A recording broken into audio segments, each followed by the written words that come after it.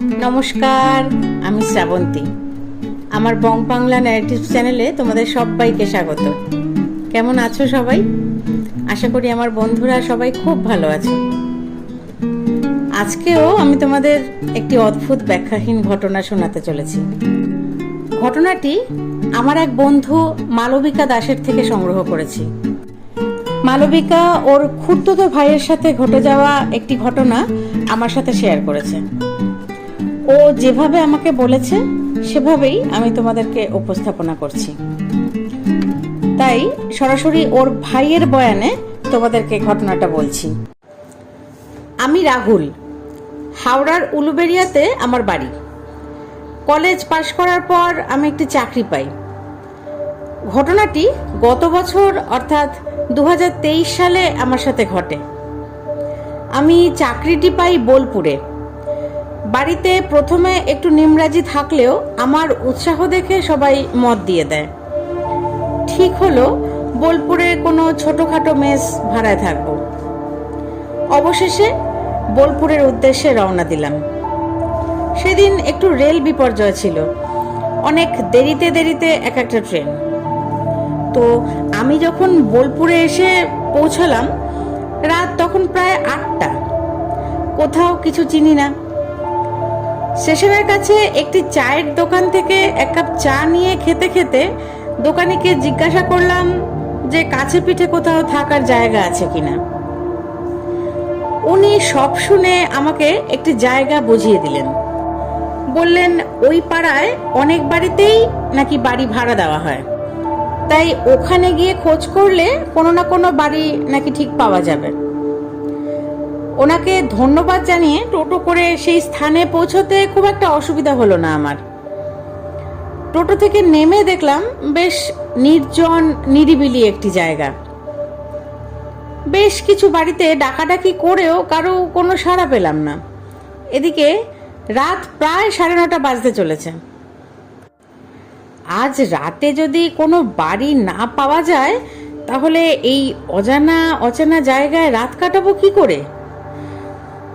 বেশ উদ্বিগ্ন মনেই পথ হাঁটতে হাঁটতে রাস্তাটার প্রায় শেষ দিকটায় এসে একটি লম্বা দোতলা বাড়ি আমার নজরে পড়ল। বাড়িটির বড় লোহার গেটটির সামনে একজনকে বসে থাকতে দেখলাম। লোকটির দিকে এগিয়ে গিয়ে জিজ্ঞাসা করলাম বাড়ি ভাড়া পাওয়া যাবে কিনা। উত্তরে লোকটি জানালো যে পাওয়া যাবে বাড়ি। শুনে আমি তো একটু স্বস্তির নিঃশ্বাস ফেললাম। লোকটি একটি সিকিউরিটি গার্ডের পোশাক পরা ছিল। আধো আলো আধো অন্ধকারে লোকটির মুখ আমি স্পষ্ট দেখতে পাইনি। লোকটি আমাকে চাবি দিয়ে দোতলার শেষ ঘর 5 নম্বর রুমে চলে যেতে বলল। আমি লোকটাকে ধন্যবাদ জানিয়ে আমার ব্যাগপত্র নিয়ে দোতলায় উঠতে লাগলাম। বেশ ক্লান্ত লাগছিল তখন আমার। দোতলায় উঠে করিডোর পার হতে গিয়ে দেখলাম সব কটা দরজা বাইরে থেকে তালা দেওয়া। করিডোরে একটা কম পাওয়ারের বাল্ব জ্বলছে। আমি মনে মনে ভাবলাম, বাবা এত রাত হয়ে গেছে তাও সব বোর্ডাররা এখনো বাইরে, কেউ ফেরেনি। বেশ অদ্ভুত ব্যাপার।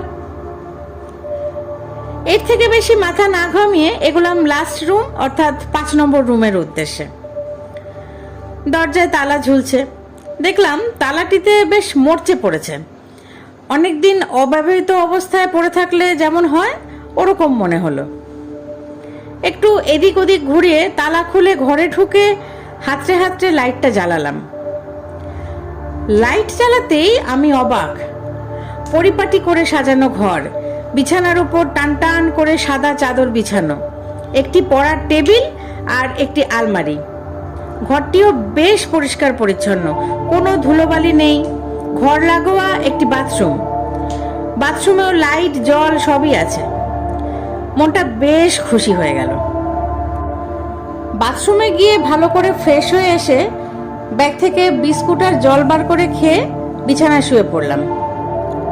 শুয়ে মোবাইলটা দেখতে দেখতে রাজ্যের ঘুম নেমে এলো চোখে। রাত তখন প্রায় 11:30 মতো বাজে। ঘুমের মধ্যে হঠাৎ শুনতে পেলাম বাথরুমে জলের আওয়াজ। ফুল স্পিডে কল খুলে স্নান করলে যেরকম শব্দ হয় সেই শব্দ শুনতে পেলাম।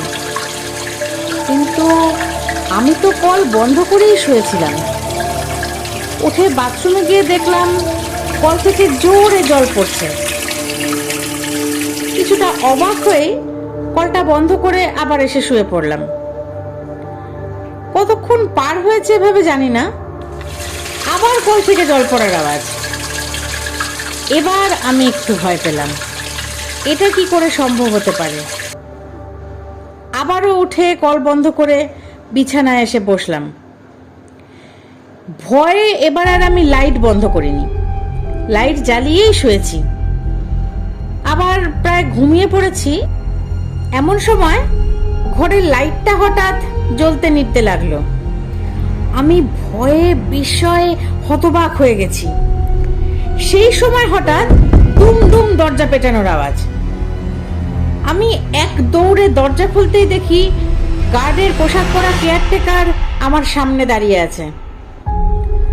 ওনাকে কিছু বলতে যাব, কিন্তু ওনার দিকে ভালো করে তাকাতেই চমকে উঠলাম আমি। সারা পোশাক রক্তমাখা, মাথা ফেটে রক্ত চুঁইয়ে পড়ছে, চোখ দুটো পুরো লাল। সেই অবস্থায় হঠাৎ তিনি বলে উঠলেন, কিছু দরকার লাগলে আমায় বলবেন বাবু। এই বলে হাসতে হাসতে তিনি যেন হাওয়ায় মিলিয়ে গেল। আমি আর দাঁড়িয়ে থাকতে পারলাম না, দৌড় দিলাম নিচের দিকে।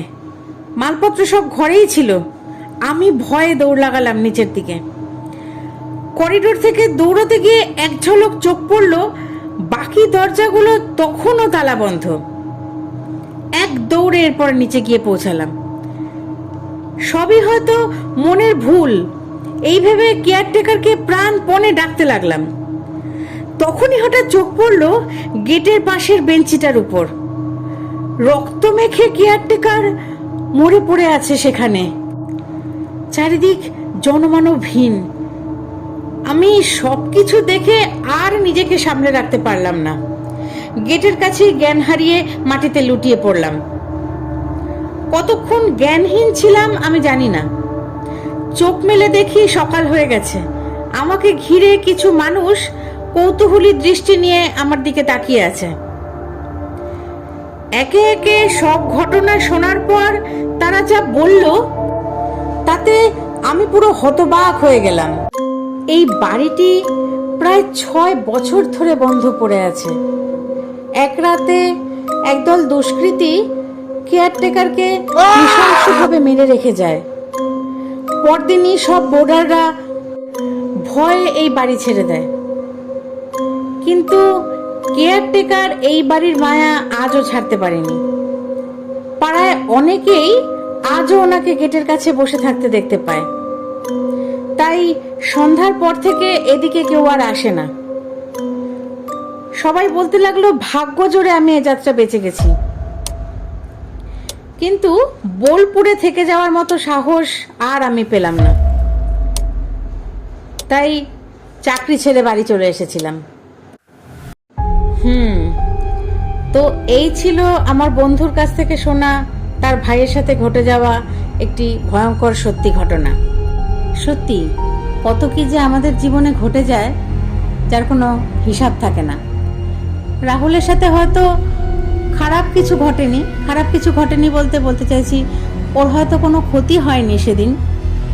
কিন্তু ভেবে দেখো সবাই, সেদিন ওরকম একটি অজানা জায়গায় মাঝরাতে অত বড় একটা বাড়িতে সম্পূর্ণরূপে ও একা, সেখানে আর কেউ কোথাও নেই।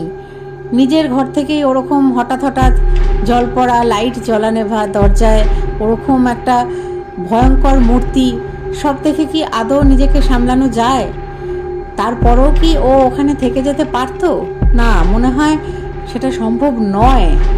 সেই অবস্থায় দাঁড়িয়ে যে মানসিক চাপ সৃষ্টি হবে সেটা মনে হয় যে একমাত্র সেই ব্যাপারটা উপলব্ধি করতে পারছে বা সেই পরিস্থিতির সম্মুখীন, সেই হয়তো ব্যাপারটা বুঝতে পারবে খুব ভালোভাবে।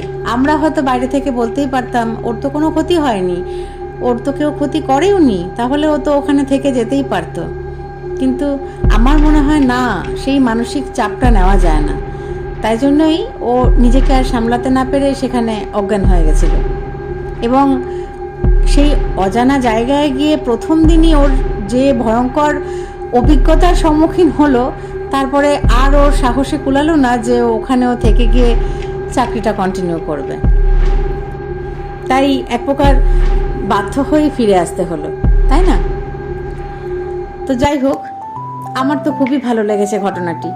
তোমাদের কেমন লাগলো আমাকে প্লিজ তোমরা কমেন্ট করে জানিও। আর আমার গল্প পাঠ যদি তোমাদের ভালো লাগে তাহলে লাইক, শেয়ার আর কমেন্ট করতে ভুলো না। তোমাদের কাছেও যদি এরকম ঘটনা, ভয়ঙ্কর ঘটনা, দৈবিক অলৌকিক ঘটনা জানা থাকে, আমাকে তোমরা জানিও সেই ঘটনাগুলো। আমি সবার সাথে তাহলে সেই ঘটনাগুলো শেয়ার করে নিতে পারবো। আমরাও সবাই সেই ভয়ঙ্কর ঘটনার সাক্ষী থাকতে পারবো, তাই না? ডেসক্রিপশন বক্সে আমার মেল আইডি দেওয়া আছে, তোমরা প্লিজ সেখানে আমাকে তোমাদের সাথে ঘটে যাওয়া বা তোমাদের আত্মীয় স্বজন, বন্ধু বান্ধবদের সাথে ঘটে যাওয়া ঘটনা আমার সাথে শেয়ার করো। আর তোমরা তো জানোই, সোমবার আর শুক্রবার সন্ধে 6টা মানেই বং বাংলা নাইটিভসের তরফ থেকে অনেক ধরনের ভয়ঙ্কর সত্যি ঘটনা একসাথে আমরা সবাই উপভোগ করতে পারি। তার জন্য তোমাদের আমার চ্যানেলটিকে সাবস্ক্রাইব করে আমার পাশে থাকতে হবে। আজ তাহলে এই পর্যন্তই। সবাই খুব ভালো থেকো, সুস্থ থেকো। আবার আরেকটি ভয়ঙ্কর ঘটনা নিয়ে চলে আসবো পরের দিন। ধন্যবাদ।